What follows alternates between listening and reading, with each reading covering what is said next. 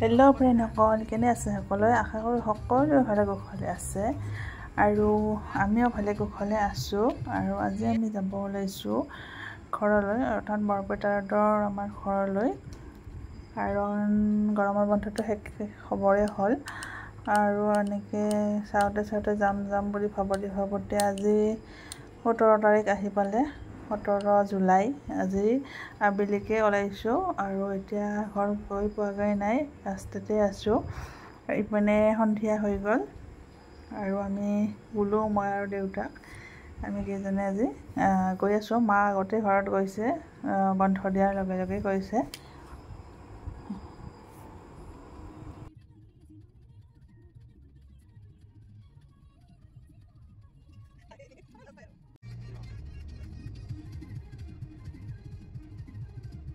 আৰু এনেকৈ গৈ আমি ঘৰ পাওঁ মানে ৰাতি হ'লে 7:45, 8টামান বাজিছিলে ঘৰ আহি পাওঁতে।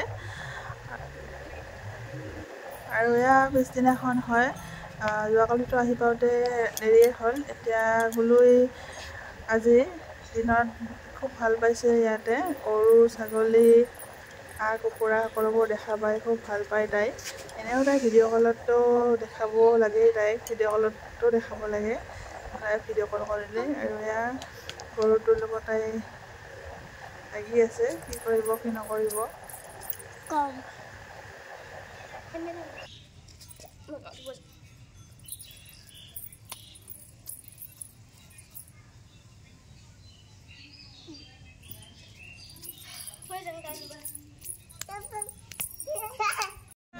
আৰু পিছদিনাখনে আমি আবেলিকৈ অকণমান গুলুহঁতক ফুৰাবলৈ লৈ গৈ আছোঁ সৰভোগৰ পিনে।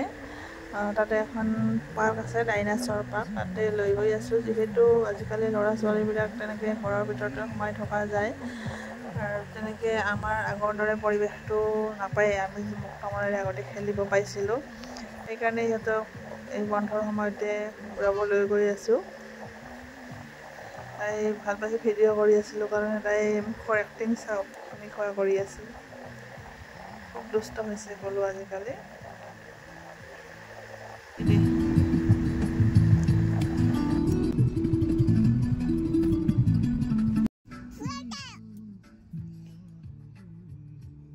আৰু এয়া আমি এতিয়া পালোঁ বিকি নৈ, আৰু কি ধুনীয়া লাগিছে ভিউটো।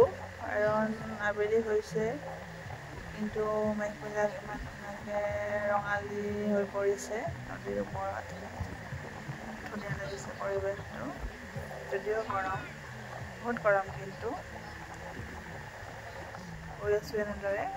অৱশ্যে অলপ আগতেই ওলাব লাগিছিলে, তেতিয়া আমি বেছি সময় পাৰ্কত কটাব পাৰিলোঁ হয়। কিন্তু এতিয়া ইমান গৰমত যে ওলাবই মন নাযায়, সেইকাৰণে ওলাম কৰোঁতে দেৰিয়ে হৈ গ'ল।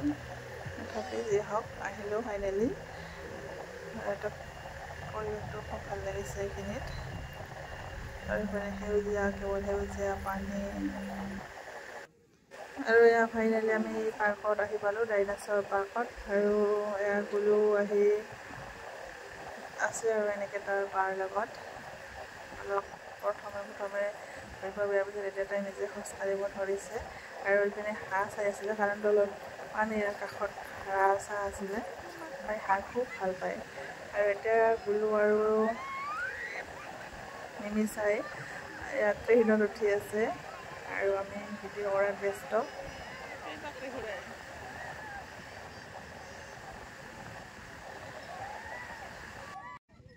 আহি পোৱাৰ অলপ পিছতে এনেকৈ গধূলিয়ে হ'ল, আন্ধাৰ হৈছে সেইবাবে। তথাপি অলপ সময় কটালোঁ তাতে। আৰু সিহঁতৰ মনৰ হেঁপাহ পলালে নে নাই নাজানো, কিন্তু গধূলি হ'ল যিহেতু অলপ পিছত আমি ঘৰলৈ আহিলোঁ। ঘৰলৈ নহয়, কিন্তু তাৰ পৰা ওলালোঁ আৰু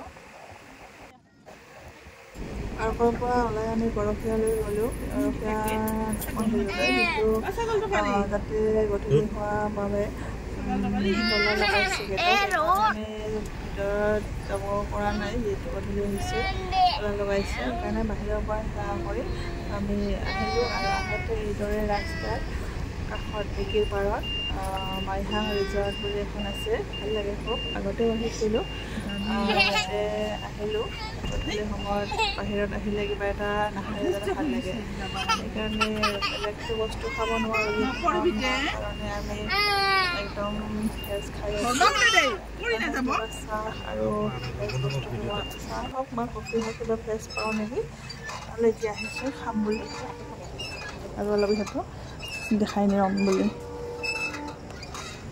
আৰু এইদৰে ইহঁতে ইয়াতে দোলনাত উঠি আছে নিচা আৰু গুলু গুলুৱে আমাৰ